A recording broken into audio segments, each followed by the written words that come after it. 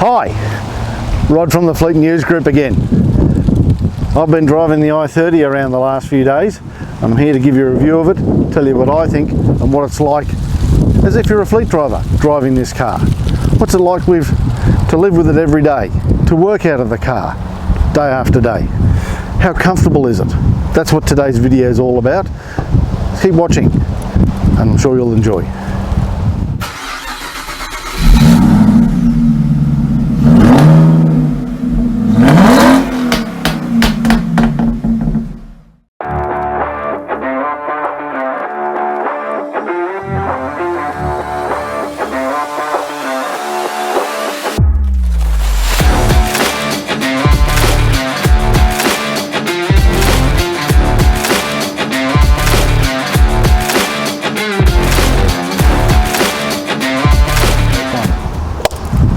And remember, if you like these videos, don't forget to hit that like button down there, as well as the subscribe button and the notification bell. That way you can be kept up to date with everything we're doing here at the Fleet News Group. Go on, give that like button that little bit of a tickle. You know you want to.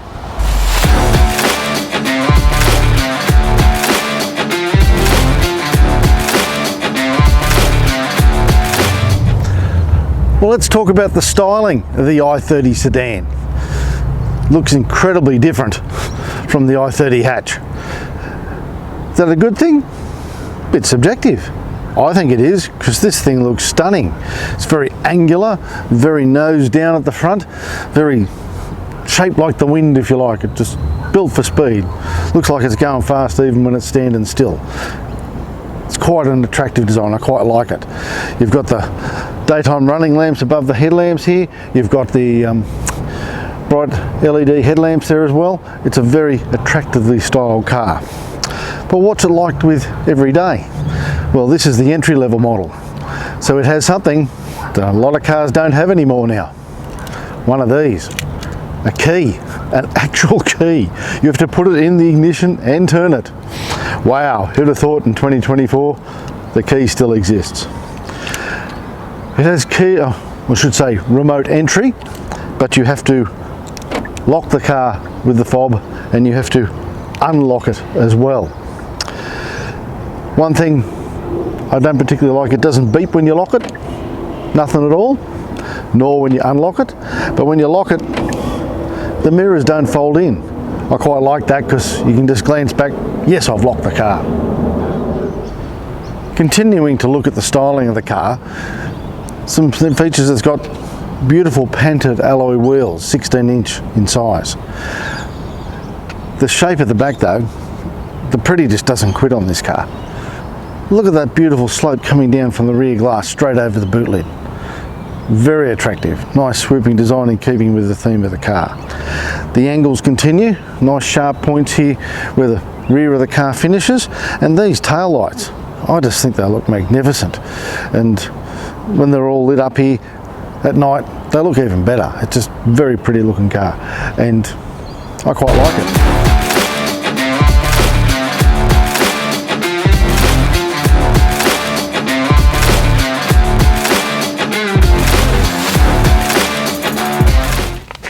Well, what's under the bonnet? 2 litre, 4-cylinder, 16-valve, double overhead cam petrol motor. Power's rated at 117 kilowatts and torque at 191 newton meters. The engine's power runs through a CVT transmission driving the front wheels, and the fuel economy on this vehicle, Hyundai lists at 7 litres per 100 kilometres. Has a 47 litre fuel tank and it runs on E10, so that's good. Carbon emissions, 159 grams per kilometre, so if we extrapolate out over say 20,000 kilometres per year, that means it puts out about 3.1 tonnes of CO2 per annum. The motor itself is quite tractable to drive, power response and delivery is quite good, cruises effortlessly, it belts along there. You hear the bit of the whine from the CVT when you put your foot down under hard acceleration, but which CVT doesn't. But it's a good car to drive, and for a fleet driver every day running around in this vehicle, it's going to serve you very well. I think it's a good motor, quite enjoyed driving it. Is it a Ferrari F1 car? No, but it'd be a good car for a fleet driver and would accommodate well the needs of a fleet manager in any size business.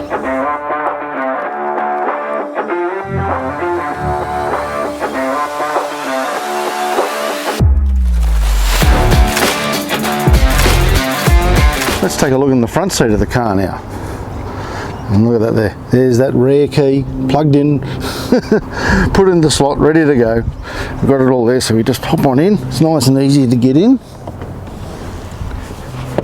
First up you see, there's a digital instrument cluster. Very nice, full digital. RPMs on the right, road speed on the left. It's at 0 at the moment, thankfully, because we're not going anywhere. That's very good. So we've got that there. You've then got a digital infotainment screen. Very nice. Leather steering wheel, or leather type stuff on the touch surfaces there of the steering wheel and on the top of the transmission as well. We've also got here some buttons here. If we look at there, you've got the drive mode selector. You just keep pushing that, I'll show you up here. And as you change it over, it's in normal mode. Now it's in eco, sport, and the colour bands around the side as well change depending what mode you're in. Smart mode, normal mode, eco mode. And see how that happening there.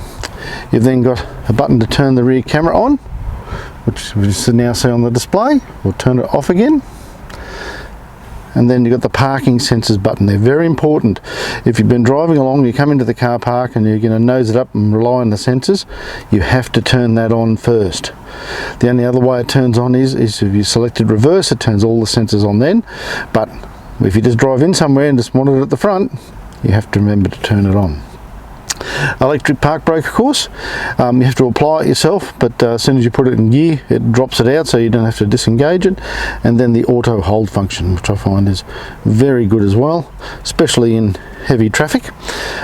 Just take your foot off the brake altogether and touch the gas when you want to go. We have a look over here and we've got some nice fabric seats here in the front, also in the back of course, but nice hard wearing fabric there. Be quite good, long lasting. No, look, we've also got here the car leasing guide from Fleet News Group. If you'd like your copy, just go to fleetnewsgroup.com.au and you can download a copy for free. There you go. So looking on further, the cup holders. I didn't bring coffee cup today, how remiss of me, but I like this. They're really big and deep. But you put a standard coffee cup in there, it'll bloody disappear on you. You won't get it out. You'll rip the lid off every time you try and take it out when you're driving. But there's a trick. You pull this up, spin it around, and put it back in, and now it's only half the depth. Very ingenious.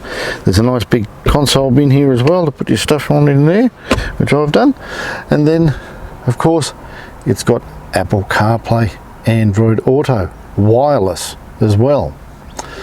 Look down there. Got my phone sitting on the charge mat, charging away. Wireless charging, that's very good. And the interior is very nice. I like the contrasting metallic trims on the vents and that there across the cargoes on the other side there. And on the speakers as well, just provides a bit of contrast there. But it is very hard, plasticky. Nice textured surfaces, pleasing to the eye, but it's all very hard and plastic in here, as you'd expect with the entry-level model. Just looking over here, you've got the power operated windows there, and the power operated windows, only the driver's seat has the auto up down, one touch. All the others, you can hear the passenger window going up and that at the moment. Unless you hold it, it doesn't move. Same with going down. And the rear seat's the same. So again, this is the entry-level model. That's to be expected, but overall, it's a very nice, comfortable place to be working in every day. I like it. Looking in the rear seat of the i30 sedan, got the nice fabric seats again here. It's got a stripe bit which is in the front seats as well. Good amount of headroom. The top there, integrated grab handles, and that as well. Rear air vents, very nice. and a pair of USB-C ports as well. Fair amount of footroom in there, good leg room between the rear seat and the back of the front seat. That's with my normal driving position there at the moment, so I think you'd be quite comfortable in there. Speaking of power, we'll just try and get a shot here on the front. Right down in the front there, you've got a 12-volt outlet and a USB-A and USB-C ports if you need to plug stuff in there. In the rear here as well, we've got some nice little cup holders in the armrest, which folds up out of the way if you don't want it, but looks very nice in the back there of the i30 sedan.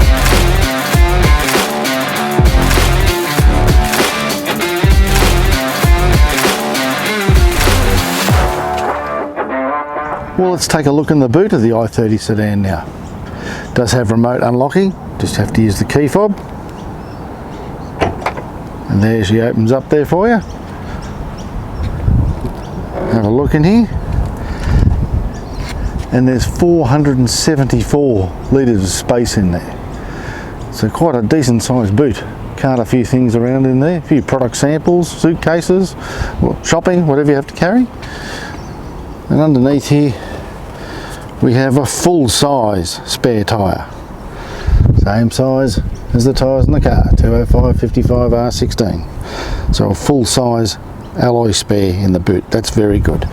Fleet managers will like that, and motorists will too, should you suffer the indignity of a flat. But wait, have you been to Bunnings? Oh no, maybe IKEA. Oh, it's getting worse. Well, if you just pull the little tab up there, that will unlock it, then you can walk around to the back and fold that seat down. And now with the rear seats folded down, you've got more space to put stuff in. If you've been to IKEA, Bunnings, you know what I mean. But there's more room there to carry longer items, maybe some snow skis, other recreational gear, something's a bit longer and thinner. You can fit it through there as well, but obviously gives you more space. Very good.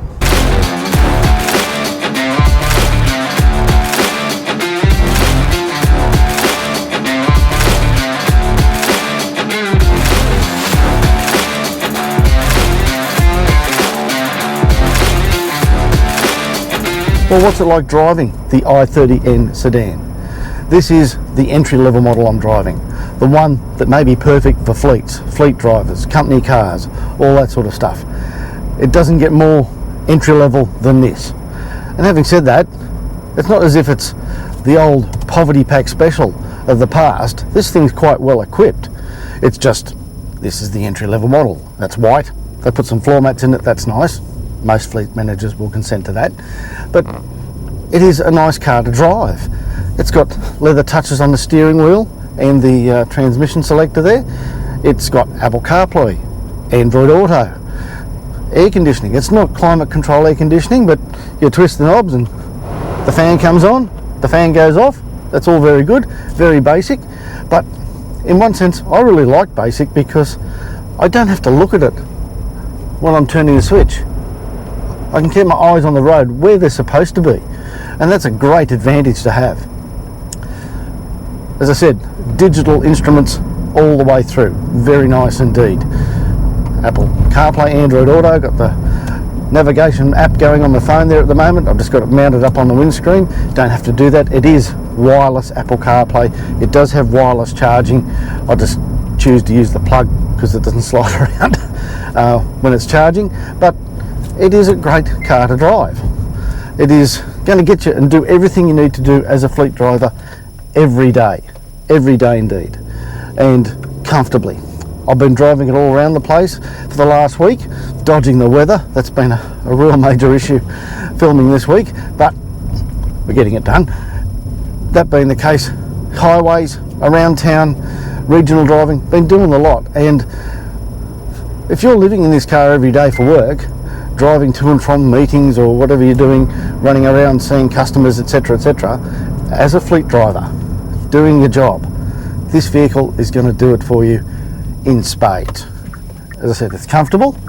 The engine performance is good. It's got the 2-litre 4-cylinder motor under the bonnet there, driving the front wheels. The CVT or i30, as a Hyundai calls it, transmission there, 6-speeder, and she'll get up and go when you want it to. Just straight patch here and just put the foot down, and it pulls away quite strongly. Is it going to set a lap time at the Nürburgring? Well, it's not the i30N. This is the i30 sedan, so no, it's not going to do that. Well, it would technically. You drive around there and the stopwatch would time you. It just wouldn't be very fast, but that's not what this car's about. It is 4-door sedan. You can take around every day, and it does exactly what you want it to do. The driving position is comfortable. There's good view out the front, all that sort of stuff. Every time you go 1k over the speed limit, it bings at you. So that's good, making you behave. The fleet manager says, don't let the car bing. That's all very good. So I just think it's comfortable and easy to drive, and that's a very good thing. Things it misses out on in the driver aid stakes: it doesn't have blind spot monitoring or recross traffic alert.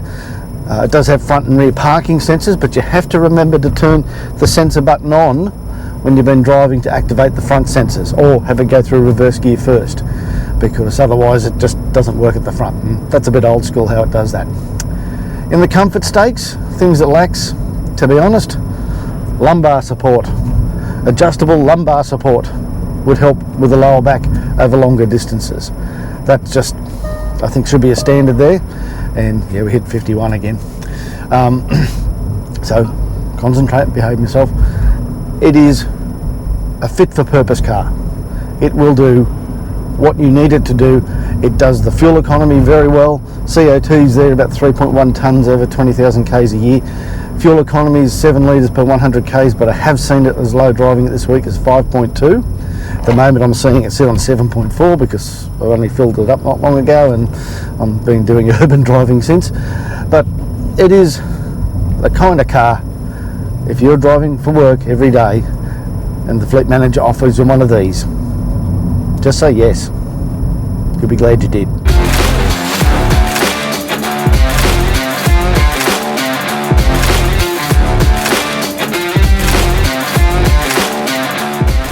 Well, what's the ownership experience like with the i30 sedan? First up, the warranty. 5 years unlimited kilometres, unless you're using it for things like Uber, and then it's 5 years or 130,000 kilometres, whichever occurs first. When it comes to servicing schedules are set at 12 months and up to 15,000 kilometres apart for all Hyundai models.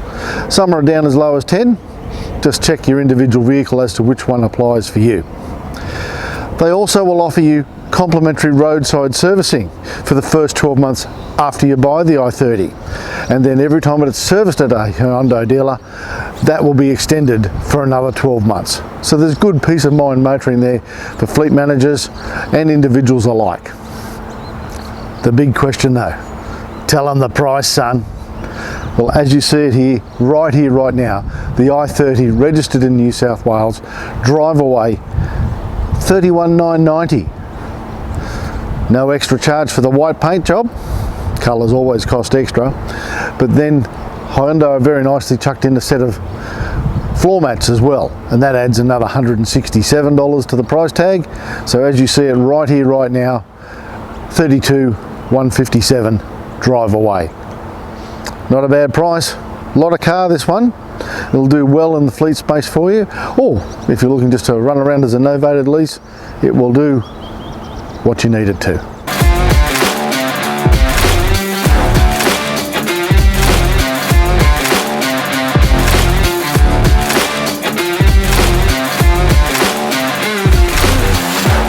Are you a fleet manager looking for what vehicles might be best suited to your fleet?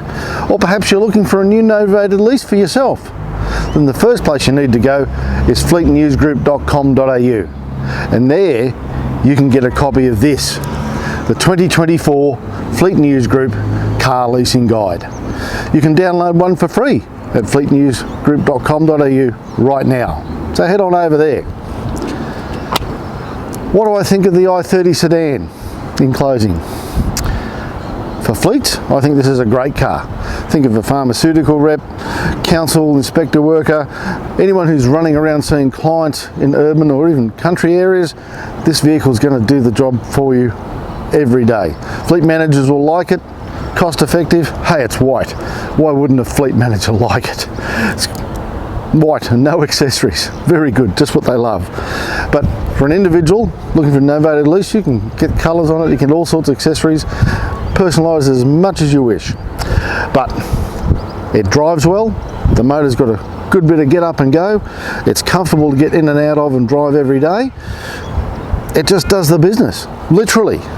For someone who's like a pharmaceutical rep, council worker, it's just going to be ticking those boxes for you all the time. And novated lease, cheap, reliable, comfortable motoring. That's what this car delivers.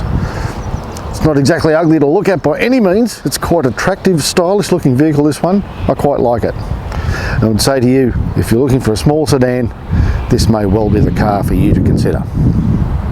In any case, if you like these videos, please remember to hit that like button down there, as well as the subscribe button and the notification bell. That way you can be kept up to date with everything we're doing here at the Fleet News Group. I'm Rod, thank you very much for watching and enjoy the rest of your day. Bye.